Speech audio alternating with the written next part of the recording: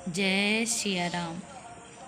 अब तक आपने सुना सत्संग चर्चा में गोस्वामी तुलसीदास जी ने बताया कि माता पार्वती की जन्म और प्रेम को सुनकर के शंकर जी खुश हुए और वो ध्यान मग्न हो गए। किंतु उसी समय तारक नाम का असुर हुआ जो समस्त देवी देवताओं को जीत लिया था। तब सारे देवता ब्रह्मा जी के पास घबरा कर पहुँचे और असुर के बारे में बताया।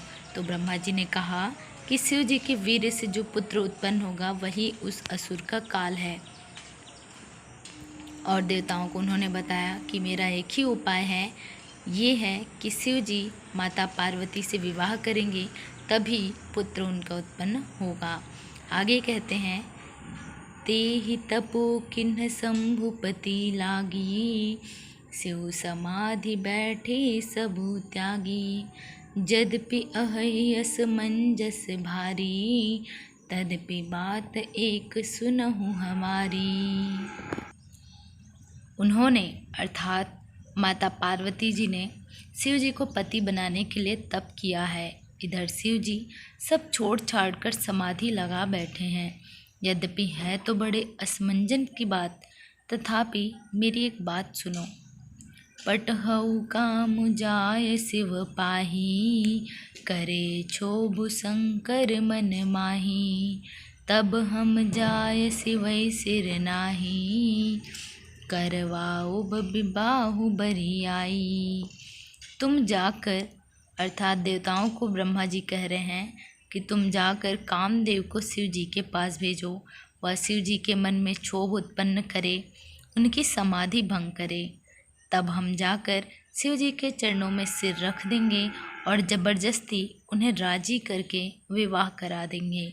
ऐसा ब्रह्मा जी देवताओं को उपाय बताते हैं। एहि विधि भले ही देव हित होई, मत अति नीक कहहि सब कोई। अस्तुति सुरन कीन्ह अति हेतु, प्रगट्यु विषम बान झस केतु।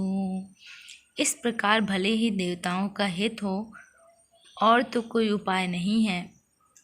सबने कहा यह सम्मति बहुत अच्छी है। फिर देवताओं ने बड़े प्रेम से स्तुति की। तब विषम अर्थात 5 बार धारण करने वाला और मछली के चिन्ह युक्त ध्वजा वाला कामदेव प्रकट हुआ। सुरन कही निज विपत्ति सब, सुनि मन कीन्ह विचार। शंभु विरोध न कुशल मोहि, बिहसि कहेहु असमार। सियावर रामचंद्र की जय, पवन सुत हनुमान की जय। हर हर महादेव की जय। यहाँ पर देवताओं ने कामदेव से अपनी सारी विपत्ति कही। सुनकर कामदेव ने मन में विचार किया और हंसकर देवता से यूँ कहा कि शिव जी के साथ विरोध करने में मेरी कुशल नहीं। सर्वप्रथम बता दें, कामदेव को 5 बार धारण करने वाला व्यक्तित्व इसीलिए कहा गया है क्योंकि हमारी जो इंद्रियां हैं वो 5 इंद्रियां हैं। नाक, कान, आँख, मुँह, इस तरीके से हमारी 5 इंद्रियां हैं।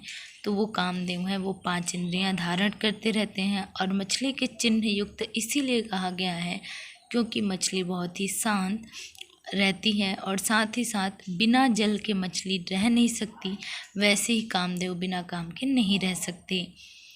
और कामदेव जी ने सारे देवताओं को कहा कि शिव जी के साथ यदि मैं विरोध करूँगा तो मेरी कुशलता नहीं है। किंतु उन्होंने क्या कहा है वो कल जानेंगे। आज के लिए बस इतना ही। जय सिया राम।